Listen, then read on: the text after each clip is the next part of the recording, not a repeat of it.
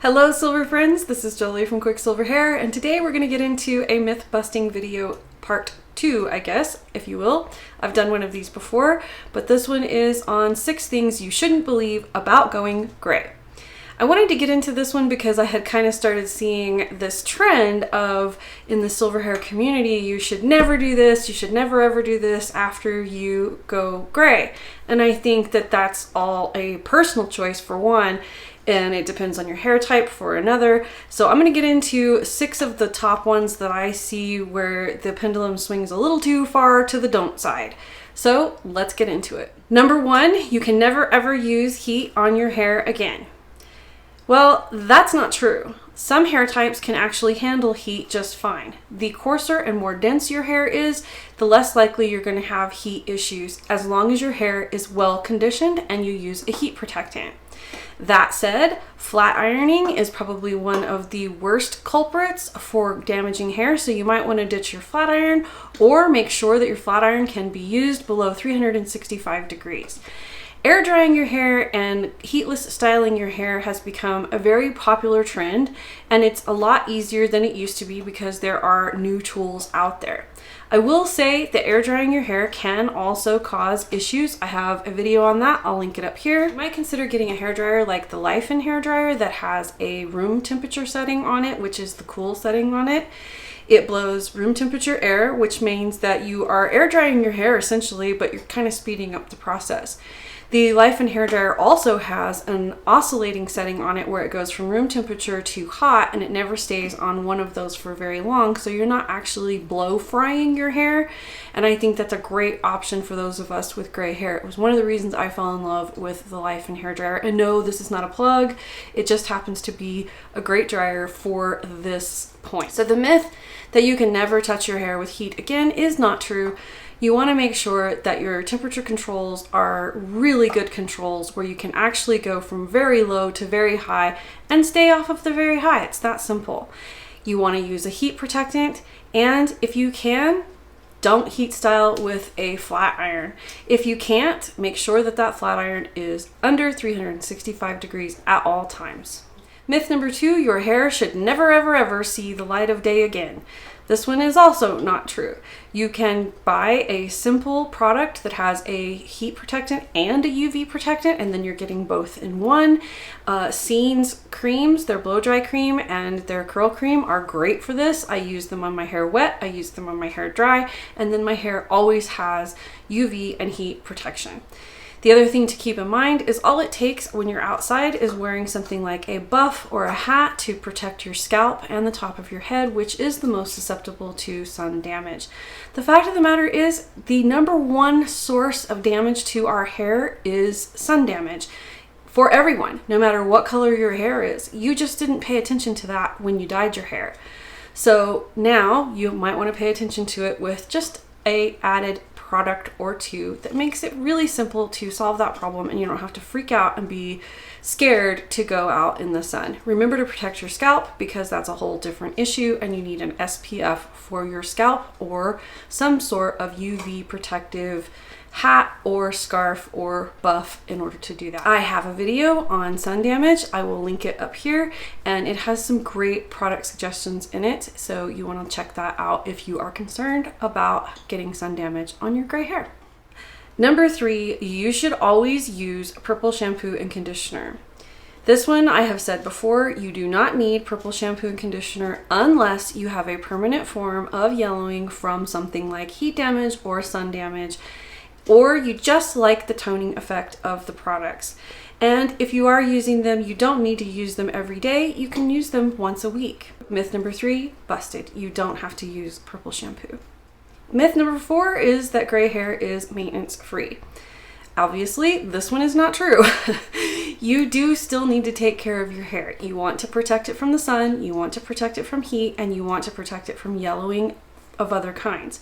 The best way I can tell you to do this is to buy a quality shampoo and conditioner that are white, clear, or slightly off-white in nature. My favorite is the 𝐶𝐚 shampoo and the 𝐶𝐚 deeper conditioner, because the 𝐶𝐚 shampoo has 2 chelating agents in it that helps maintain no mineral buildup on my hair. And because I live where I have hard water, I have found since I started using the 𝐁𝐞𝐢𝐫 shampoo that it was the best shampoo for me. I like 𝐁𝐞𝐢𝐫 shampoo and conditioner, but you know, you can use whatever you prefer for your hair type. And you just want to make sure that your hair is conditioned and stays conditioned, because dry hair will be more susceptible to damage from the environment, sun, and heat. You also want to make sure that you're using that leave-in that has the UV and heat protection in it. There are many out there. You can use whichever one you prefer. Do make sure you look at the ingredients and make sure there's no added dyes in that product, and you should be fine. If you do need to do clarifying treatments once in a while, a clarifying shampoo suffices, and sometimes you may be needing a little bit more oomph than that, which is why I created the QuickSilverHair products to help you get a deep cleansing without purple products, and to help remove all of those environmental toxins and any kind of buildup from product that is on your hair. I know a lot of people are afraid of the maintenance of gray hair, but I like to remind people that, you know, when you were dyeing your hair, you were still going through a maintenance process. You had to be at the salon every 3 weeks. You had to buy that box of dye every 3 weeks. You had to buy color safe products all the time, and you had well adjusted yourself to those needs. This is just a different adjustment in a different direction. And once you establish a routine, it should be fine. So don't be afraid of the maintenance of going gray. Number 5, once you go gray, you can never, ever, ever dye your hair again. This one is simply not true. I don't know why it's an all or nothing thing. Some of us do this to experiment and see what it actually looks like. Some of us do this to avoid chemicals. Some of us do this because we think maybe it looks beautiful under there and we really want to see what it looks like. Maybe because we've never seen what our hair looks like. There's a lot of reasons why people ditch the dye, and there's a lot of reasons why people change their mind. So I don't think it's a matter of all or nothing. I don't think you should have to commit to this one color of hair for the rest of your life. If you grow it out and you decide you want to dye it, no biggie. And there's temporary dyes now, so you can play around with temporary bright beautiful colors if you wanted to, or you can try some of these toning products like Overtone. I will warn you, with Overtone, it can stain your silvers forever, so be careful with that. You want to do a test strip with those kind of products and make sure that before you commit to it, you're not going to have to commit to it longer than you expected. But this myth, busted. Number 6 is that you can never, ever, ever wear white again. No, that's not true. Now, I do not wear pure white, because pure white tends to make my hair look very yellow. And it is just because I have a warmer tone of gray hair, because my natural color before I went gray was brown. So I prefer winter white, which is just slightly off white. It's not going into the creams or beiges, because I can't do that either, because then it goes back to making my hair look yellow. But a winter white, like the top I have on today, works just fine.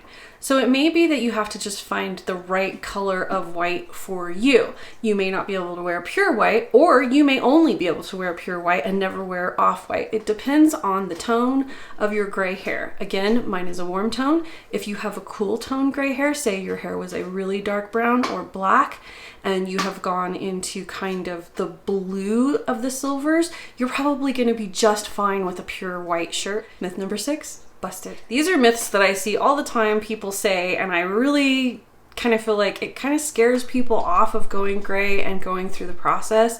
So that's really where my heart is in doing these myth busting videos.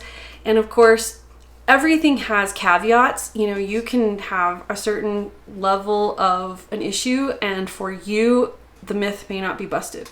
So that's it for my 6 myths on this myth busting video. I hope you enjoyed this video. If you did, please give it a thumbs up.